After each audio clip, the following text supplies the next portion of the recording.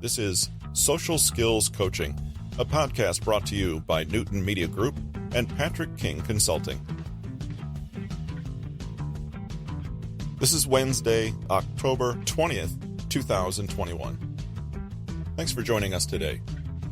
Today's episode is taken from Patrick King's book, How to Listen, Hear, and Validate. Break through invisible barriers and transform your relationships. This book, of course, is available on Amazon and Audible. You can find it at bit.ly/listen, hear, validate, king. That link, along with many other important links, can be found in the show notes. Thanks for being here today, and here's today's episode.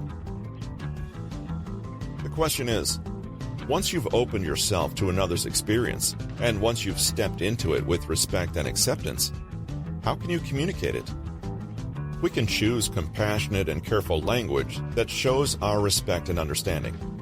We can share something of ourselves, so when we say, "I understand," it seems like more than just words.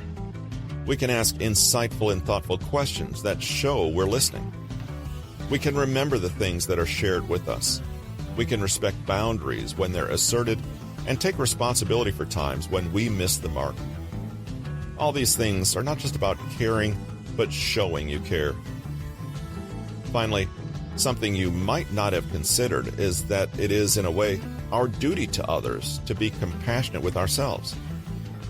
When we learn to self-validate, we become experts, and we can then take that mastery to others, bringing acceptance and validation to them.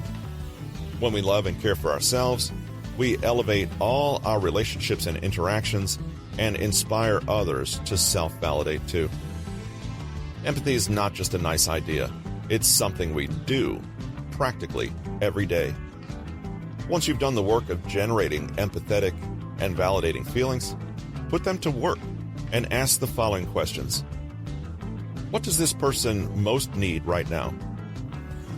In what ways am I contributing to how they feel? And what part of the situation is my responsibility? Have I been honest and open in expressing how I feel? Have I set my own boundaries clearly? And am I respecting other people's? What could I say or do right now that would improve the situation? Have I fully expressed my acceptance and openness to this person in terms and language they'll understand? If you read more widely on the topic of empathy, you might find that all its different aspects are some version of one or more of the above three elements. The 6-step validation process is an example. We can understand each element as a progressive step, a process that starts within us and brings us closer and closer to others. Empathy begins inside us, 1, then makes a bridge to another person, 2, and eventually rests fully with them when we express our empathy, 3.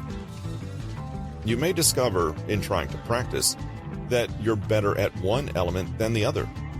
Great. This can help you focus your efforts. Let's look at an example that uses all three elements. Let's say Peter has a friend, Mike, who has wildly different political views from him.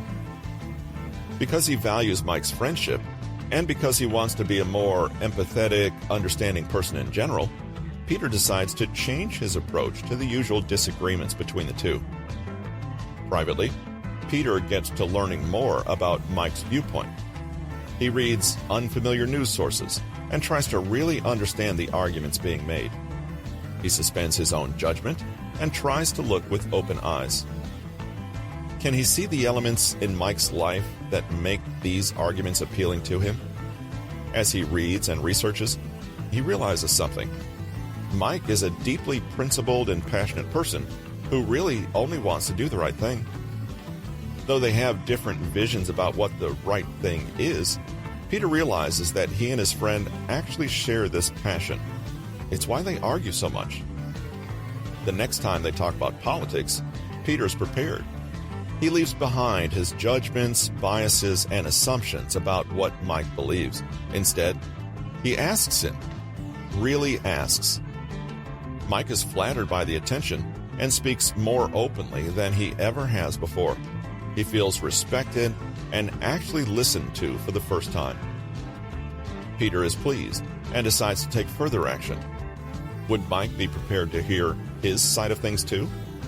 Maybe he would be interested in reading some of Peter's favorite books on the topic. This story has all the elements of empathy working together: open-mindedness, stepping into another person's shoes, and real deliberate action. Fast forward a few months. Peter and Mike still disagree as much as ever. Neither has converted the other to their point of view, and nobody has won. But in a sense, they have achieved something more worthwhile. Their friendship is stronger than ever, their connection more honest and open, and they truly see one another. This is the perfect example of how emotional validation supersedes agreement and harmony. When both people willingly see and accept the other, what does it matter that they disagree on the details? Did you know that at the heart of most communication problems is simply a lack of validation?